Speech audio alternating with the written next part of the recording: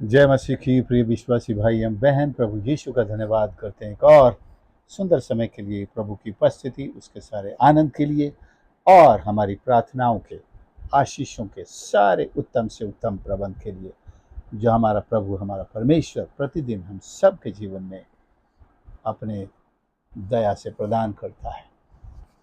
प्रभु यीशु को अनेक कवियों ने भी अलग अलग प्रतिरूपों में या प्रतिबिंब में या प्रतीकों में दिखाया है। परमेश्वर के वचन में भी ऐसे अनेक प्रतीक प्रभु यीशु के लिए इस्तेमाल हुए हैं। श्रेष्ठ गीत में एक प्रतीक इस्तेमाल हुआ है, जो हम गीत भी जिसमें गाते हैं, जंगली दरख्तों के दरमियान एक सेब के पेड़ के समान।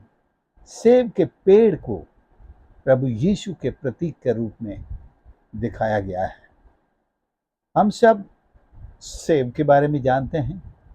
मैंने हाल ही में सेब के पेड़ों को भी देखा है। बहुत सुंदर है, बहुत ही सुंदर। पेड़ के समान, सेब के पेड़ के समान पूरा पेड़ जो फलों से लगा हुआ बहुत ही सुंदर होता है। और श्रेष्ठ गीत 2 और उसके 3 में लिखा है, जैसे सेब का पेड़ जंगल के वृक्षों के बीच में, वैसे ही मेरा प्रेमी जवानों के बीच में है। आगे लिखा है, मैं उसकी छाया में हर्षित होकर बैठ गई और उसका फल मुझे खाने में मीठा लगा। सेब के पेड़ की छाया में बैठना बहुत आनंद देने वाला है, हर्षित करने वाला है। जैसे सेब का फल अपनी मिठास के द्वारा और अपने अलग ही गुण और स्वाद के कारण बहुत आनंद देने वाला है। और इस आज के विकसित मेडिकल साइंस में मैं सोचता हूँ जितना उपयोग ताकत की और इस प्रकार की दवाइयों में सेब के फल का इस्तेमाल किया गया है, शायद ही कोई दूसरा फल इस्तेमाल किया गया हो। हमें अगर खून की कमी हो, ताकत की कमी हो, इससे बनी हुई जो लिक्विड दवाइयाँ हैं, ये बहुत ज़्यादा बाजार में बिकती हैं। और जब आप भी कभी बीमार पड़े होंगे, कोई आपको देखने के लिए आया होगा, अवश्य साथ में सेब का फल लाया होगा कि बीमार को ताकत की जरूरत होती है, वो सेब खाए। एकदम अनाज नहीं खा सकता, दाल रोटी या दाल चावल नहीं खा सकता, दूसरा हैवी खाना नहीं खा सकता, लेकिन सेब हर मरीज खा सकता है। कितनी अच्छी बात है। कमजोरी अवस्था में आप हैवी खाना नहीं खा सकते, लेकिन सेब खा सकते हैं। और सेब, जैसे कहा गया है, an apple a day keeps doctor away. रोज एक सेब खाओ, डॉक्टर आपकी जिंदगी से दूर रहेगा, क्योंकि इसमें ऐसे इतने सारे तत्व हैं जो शरीर की सारी उन जरूरतों को पूरा करते हैं। तो हर एक को सेब का फल तो खाना ही चाहिए, जितना दिख। मेरा भी फेवरेट है। तो यहां शुलेमीन अपने प्रेमी की तुलना सेब के पेड़ से करती है और उसका फल उसे खाने में मीठा लगा। हमारा प्रभु, हमारा परमेश्वर शांतिदायक, प्रसन्नतादायक, खुशियों से जीवन भरने वाला, आनंद से हर्षित करने वाला, और उसकी छाया विश्राम से, आनंद से और रिफ्रेश करने वाली छाया है। शुलेमीन कहती है, मैं उस पेड़ के नीचे बैठ गई, विश्राम देने वाला और अपनी छाया से कवर करने वाला, शांति देने वाला, एक तसल्ली देने वाला, धूप में आड़, कवरिंग बनने वाला एक पेड़। हमारे प्रभु यीशु की सारी खूबियां इस पेड़ के द्वारा बताई जा रही हैं। प्रभु यीशु के गुणों का, उसकी सेवकाई का और उसके सारे उन आशीषों का एक सिंबल ये सेब का पेड़ बताया जा रहा है। क्या चुनाव है शूलेमीन के द्वारा कि सेब के पेड़ को उसने चुना और उसकी छाया में बैठ गई, उसके फल को तोड़ करके खाती है, उसका बखान करती है। प्रियो, दुनिया में बहुत से पेड़ों के समान भी बहुत से धर्म और गुरु और क्या क्या न जाने दुनिया में फैले हुए हैं। सब अपनी तरफ खींच रहे हैं कि आओ मेरे पास आओ, मैं तुम्हें आराम दूंगा, विश्राम दूंगा, दुनिया के ऐशो आराम दूंगा, हर तरह की खुशियां दूंगा। लेकिन आप जानते हैं शायद ये थोड़ी बहुत खुशियां दे सकें, लेकिन ये खुद विनाश के मार्ग पर है। लेकिन प्रभु यीशु स्वयं जीवन है, बहुतायत का जीवन है, आनंद से भरा जीवन है, मिठास से भरा जीवन। उसके लिए तो कहा भी गया है कि चट्टान की मधु से भी मीठा है, इनकम्पैरेबल है। प्रभु यीशु की तुलना और किसी से कर ही नहीं जा सकती, इंसानों में तो नहीं, गुरुओं में तो नहीं, धर्म के अगुओं में भी नहीं।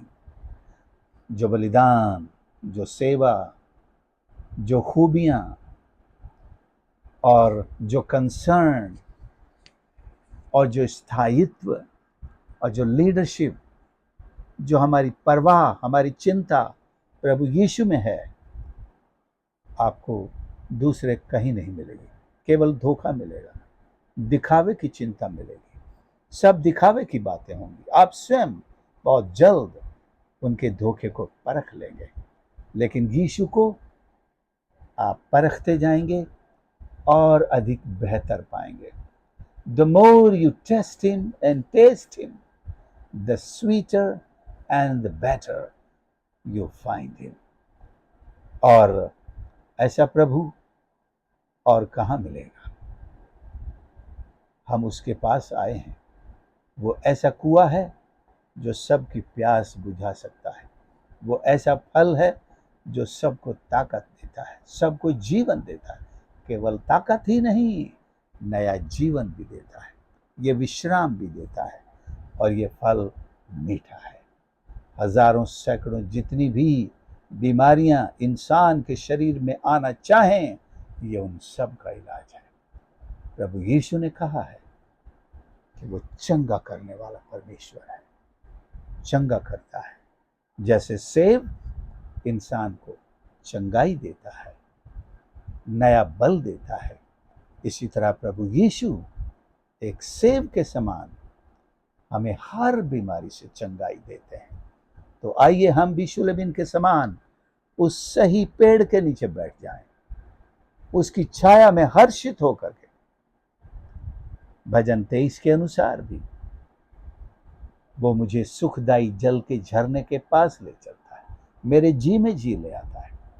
जब आप उस अच्छे चरवाहे के साथ होंगे, जब आप प्रभु यीशु के साथ होंगे, इस सेब के पेड़ के नीचे होंगे, आपको सुख मिलेगा, शांति मिलेगी, रेस्टोरेशन मिलेगा, तसल्ली मिलेगी, आपको सुरक्षा मिलेगी, और आप आनंद के साथ यहाँ विश्राम करेंगे, लेट भी जाएंगे। ऐसे प्रभु का मैं धन्यवाद करता हूँ जो अपने आनंद के द्वारा दुनिया के हर प्राणी को, हर आत्मा को आनंदित करने के लिए, उनका उद्धार करने के लिए, उन्हें अपनी शरण और अपनी छाया में लेने के लिए अपनी बाहें फैलाए हुए है। क्या आप अभी भी दूर से धूप में खड़े हुए किसी ऐसी छाया का इंतजार कर रहे हैं? प्रभु यीशु आपसे कहता है, मैं ही वो छाया हूं जो केवल तेरी आत्मा को छाया दे सकती है। शरीर को तो एक पल के लिए शायद कोई पेड़ भी छाया दे दे, लेकिन हमारी आत्मा को छाया देने वाला, शांति देने वाला, सुकून देने वाला और प्रेम देने वाला और सारी जीवन की उत्तम आशीषें देने वाला यही सेब का पेड़ है, यही सेब है। शूलेमीन ने तो सेब को तोड़ लिया और खा लिया, अर्थात कलीसिया ने प्रभु यीशु को स्वीकार कर लिया। खाने पर जैसे वो सेब पेट में जाता है, प्रभु को ग्रहण करना हमारे हृदय में आ जाता है। जब हम यीशु को ग्रहण करते हैं वो हमारे हृदय में आ जाते हैं। और जिस तरह सेब का फल पेट में जाकर वो अपने सारे हमारी एनर्जी में बदल जाता है, ताकत में बदल जाता है, और शरीर में जो भी डेफिशिएंसीज हैं उस फल के द्वारा उन सब ताकत देने में बदल जाता है। प्रभु यीशु इसी तरह हमारे जीवन में आकर हमारे लिए ताकत बन जाते हैं, हमारे लिए शांति बन जाते हैं, हमारे लिए प्रेम बन जाते हैं, धैर्य बन जाते हैं, पेशेंस बन जाते हैं, और परमेश्वर की वो सारी आशीषें हमारे जीवन में जीवित रूप में अपने आप बदल जाती हैं, आ जाती हैं। हमारा जीवन प्रभु यीशु के काम का बन जाता है। वो हमें शारीरिक रूप से ही नहीं, आत्मिक रूप से भी निरोगी करते हैं, पाप से मुक्त करते हैं, हर दुर्बलता दूर करते हैं, दुष्ट और शैतान के सारे बंधन आक्रमण को दूर करते हैं, और परमेश्वर की अभिषेक से भरते हैं, वे परमेश्वर के काम का बना देते हैं। प्रभु को धन्यवाद करें इतने सुंदर इस वचन के लिए जो इस प्रतीक के माध्यम से, सेब के माध्यम से प्रभु यीशु के लिए इस्तेमाल किया गया है। इस गीत में भी और शूलेमीन ने भी कहा है, तो हम इन प्रतीकों के माध्यम से भी सीखें जो प्रभु यीशु के जीवन, उनकी सामर्थ, उनकी सारी योजनाओं को प्रकट करते हैं और उनके प्रेम को, उनकी शक्ति को प्रकट करते हैं। प्रभु का धन्यवाद हो। आइए हम प्रार्थना करें। प्यारे प्रभु हमारे परमेश्वर, हम धन्यवाद करते हैं आपके इस पवित्र वचन के लिए जो परमेश्वर हमें प्रतिदिन आपकी आशीषों में, आपके वचन को समझने में हमारी समझ खोलता है और आपके दर्शन करने में हमारी सहायता करता है, और करीब से आपको देखने में और आपके वचन की शक्ति को न सिर्फ समझने में बल्कि अपने जीवन में ग्रहण करने में हमारी मदद करता है। आपका धन्यवाद हो प्रभु। हर एक सुनने वाले को आशीष कर, आपकी ये आशीषें उनके जीवन में प्रभु ताकत बन जाए। आशीष दीजिए।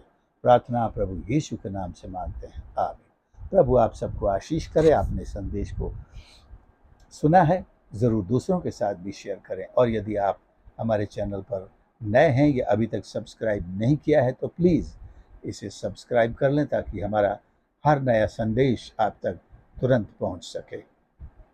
हमारी सेवकाई के लिए प्रार्थना करें, और कमेंट्स और लाइक्स भी आप शेयर कर सकते हैं। आपकी प्रार्थना के निवेदन भी कमेंट्स में शेयर कर सकते हैं। God bless you my